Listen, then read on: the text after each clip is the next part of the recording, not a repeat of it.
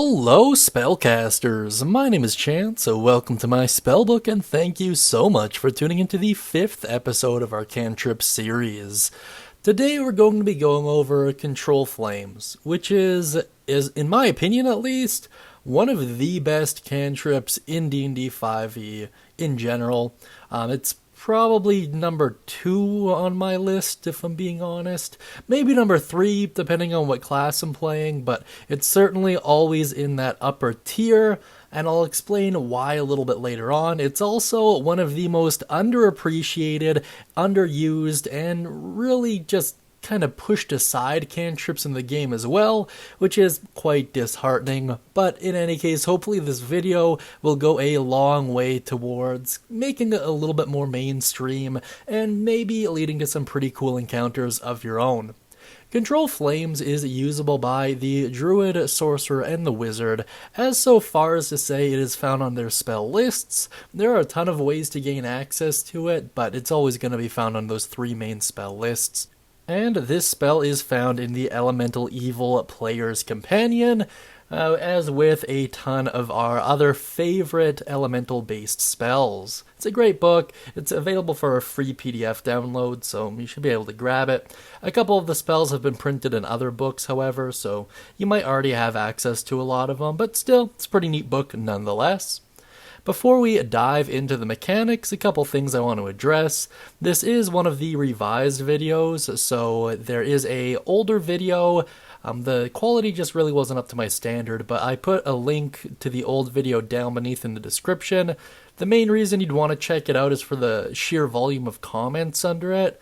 We have one of the best communities in the D&D space, and all of you seem to be super focused, which is really nice. Makes my life a lot easier, and makes everyone else's experience a lot more enjoyable. Because of that, all of the comments hold a pretty decent amount of significance and relevance, so if you wouldn't mind checking them out, the link's down beneath in the description for that. And I highly recommend that you watch the full cantrip or spell playlist, just to be aware of what all of your options are. You can do so by either selecting it from the drop-down menu using that little eye icon in the top corner, or waiting until the end of the video and clicking on the end screens. Now, with all of that out of the way, let's dive into Control Flames mechanics. The effect at a glance is as followed. Manipulate a non-magical flame. You can expand the flame by 5 feet, extinguish the flame outright, double or halve the area of light. You can also change the color of it as well, but we'll get into all that a little bit later. And you can create simple shapes. There's a lot of cool things you can do with this. I know based off of this kind of effect overview, it seems kind of mundane, seems like prestidigitation or one of the other utility-based cantrips might be a little bit better. Trust me, there's something this can do that no other spell can, and it's worth paying attention to get.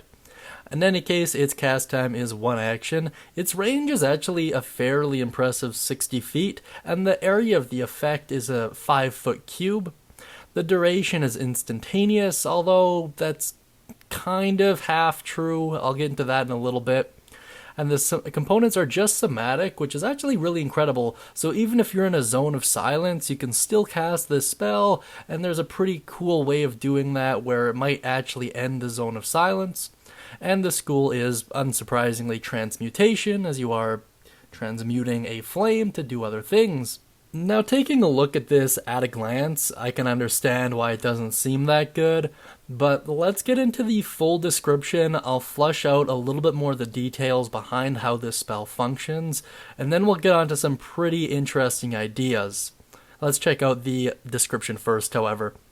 You choose a non-magical flame that you can see within range, and that fits within a 5-foot cube. You effect it in one of the following ways. You instantaneously expand the flame 5 feet in one direction, provided that wood or other fuel is present in the new location.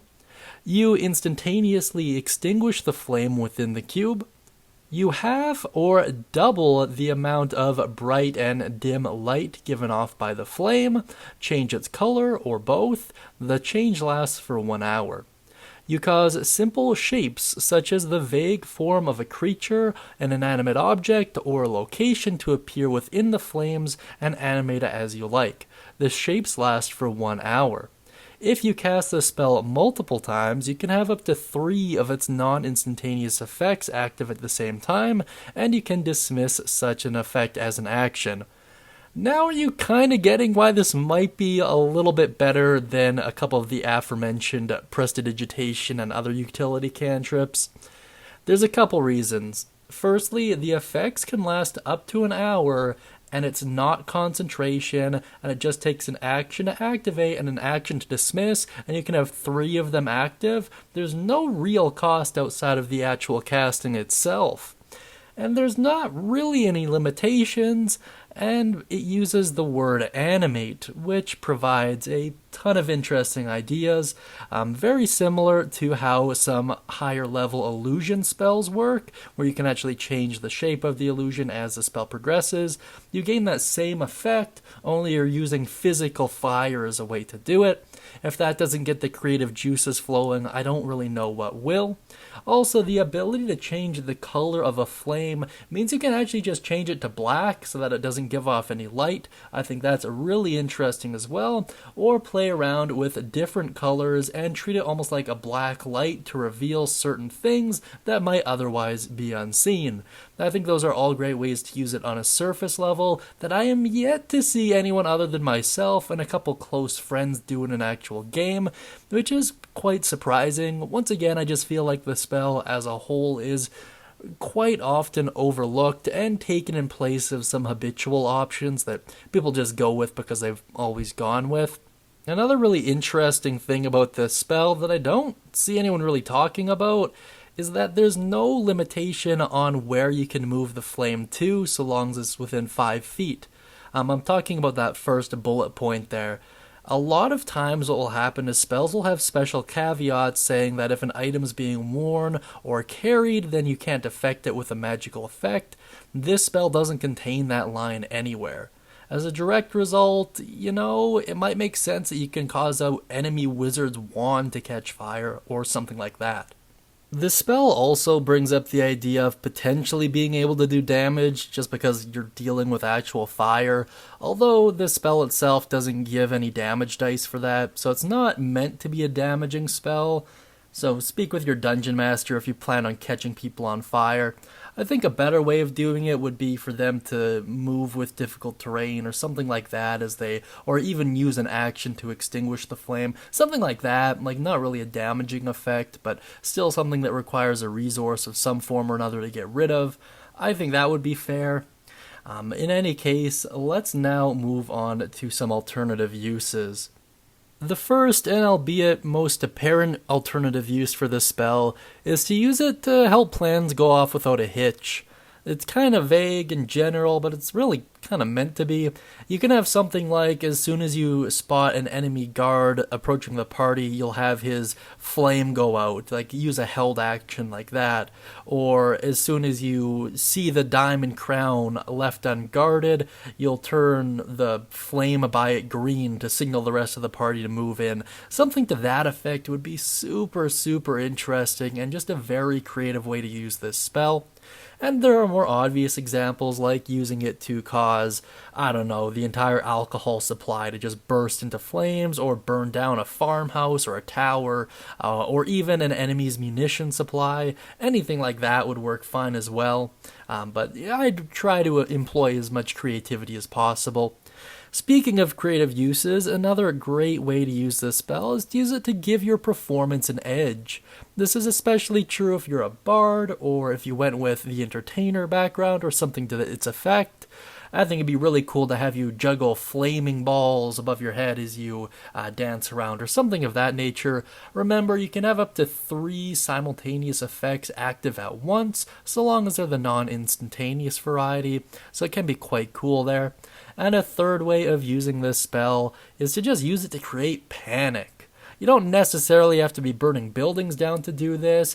You can instead have the visage of a pack of wolves emerging through the flames, more of an illusion of course, but if the townsfolk happen to have a huge fear of wolves for whatever reason, then it could be quite impactful, maybe even leading to them being infected with the frightened condition.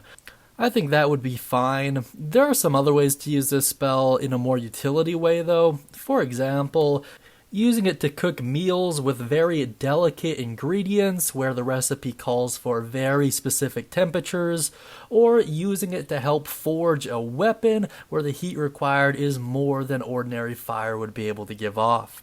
I think all of that would be fine as well, and well within the limitations of the spell itself. That being said, if you know of any more, feel free to put them down beneath in the comments section. Now let's get into some potential combinations for Control Flames. It is a little difficult to come up with combinations for this spell, simply because although it's fire, it's a cantrip, and it doesn't deal any fire damage, so there's not a ton it works with. However, these are pretty interesting nonetheless. The first is surprisingly the Actor feat. Skilled at mimicry and dramatics, you gain the following benefits: +1 to your charisma, and you gain advantage on deception and performance checks when you try to pass yourself off as a different person. You can also mimic the speech of another creature so long as you've heard them for a minute, and it's an insight check versus your deception to see if the listener can determine if it's fake. The main reasons this works is it blends in with some pretty cool elements of the animated part of Controlled Flames.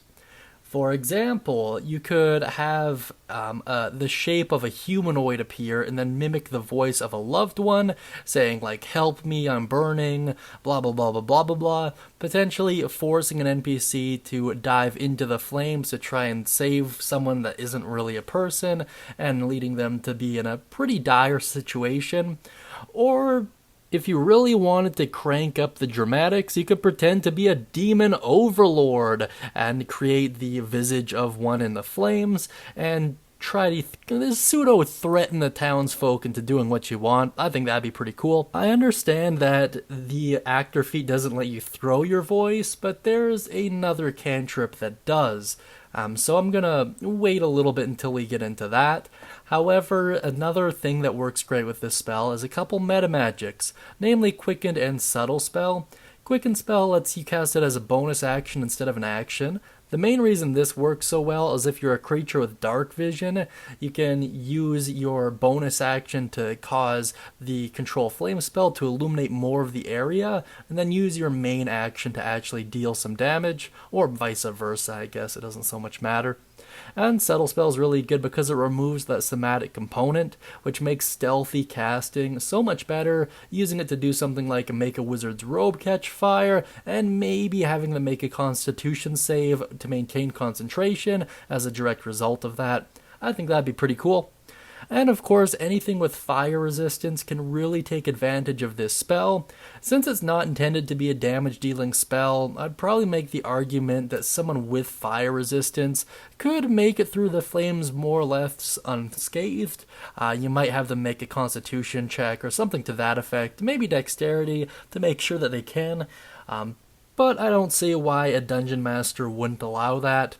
And if you were able to do that, then you'd be able to use the Control Flames Cantrip to kind of seal off the path behind you, or maybe even discourage enemies from getting near you in the first place. Very good stuff. If you have any other potential combinations, drop them down beneath, of course. Now let's move on to the heroes of the past. This is the part of the video where I go over some of my favorite comments from the previous version of the Control Flames Cantrip video, and there's a lot there. I wish I could grab them all, sadly I can't. These are just a couple that really stood out to me and I thought would make sense within the context of this video. The first is by Spider-Man and his amazing friends, which is a long-time supporter of this channel. You can possibly burn a message into a piece of wood or something.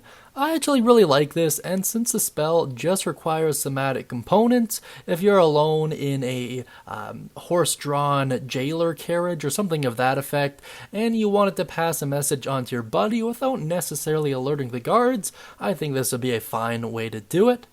Lunchface said, I used it to make a face of a demon appear in a campfire while the cleric used thaumaturgy, which commanded an evil wizard to better himself. It failed us, but it could maybe help others.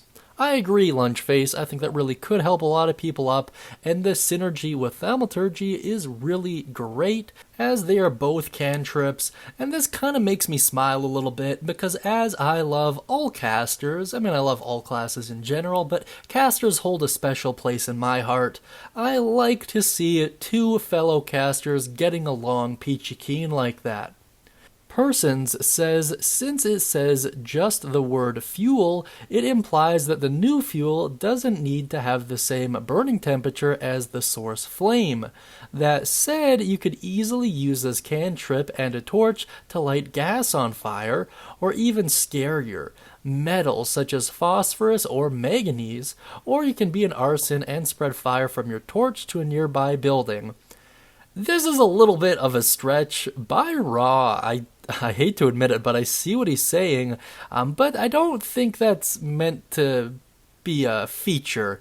5e doesn't talk about temperature, like, at all. I understand they have rules for, like, extreme hot and extreme cold and stuff like that, but it doesn't really lay out what that is. So I'm not too sure. With a lenient DM, I might allow it. If you got to a high enough level as a caster, I probably would allow it, but consult your DM before you try pulling this off.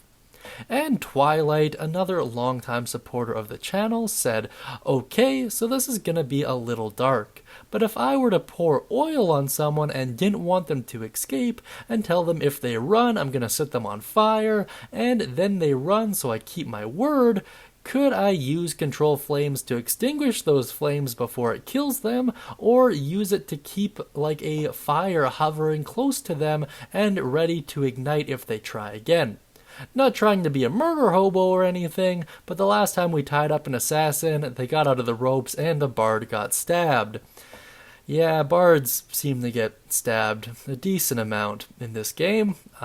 Fortunately, it was kind of justified this time, but in any case, to answer your question, I don't see why not. For the most part, it makes sense. That being said, however, it's a little dark for my taste, but by Raw, I don't see too much of an issue with it. Most people's torsos and head area fit within 5-foot cubes anyways, so if you're okay with sacrificing a couple extremities, I don't see a huge problem with it. Yeah, nice. Good work, Twilight. Now let's get on to my personal thoughts. If I wasn't super clear at the beginning of this video, I love Control Flames almost as much as I love Shape Water. That's my favorite cantrip in the game.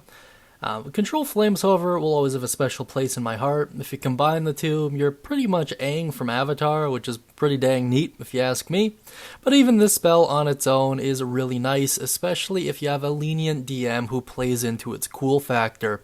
If you don't, and you happen to be the actual DM, this would make an amazing spell for your BBG to make him come across as far more powerful and menacing than he is, having like pseudo-dragons flying around him or always being shrouded in flames, all that cool stuff that most bad guys would typically have. Just add to his badass points and take him to 11. That being said, however, there are more practical uses as we've discussed in this video. You might give it to a forge or a blacksmith and have him use the spell to fine-tune his smelting process or something of that nature. That being said, let me know what you think of Control Flames down beneath in the comments section. Be sure to mention any thoughts, questions, comments, concerns, ideas, or even stories you have involving it. That being said, if you'd like to get access to a free one-shot, please feel free to do so by going to the guild hall and using code WELCOME to get yours. And of course, look at the pinned comment down beneath if you're curious about my other channels and you want to check them out. I will be adding more hopefully soon-ish, so keep an eye out for those. I hope you all have a wonderful day, and as always, happy spellcasting.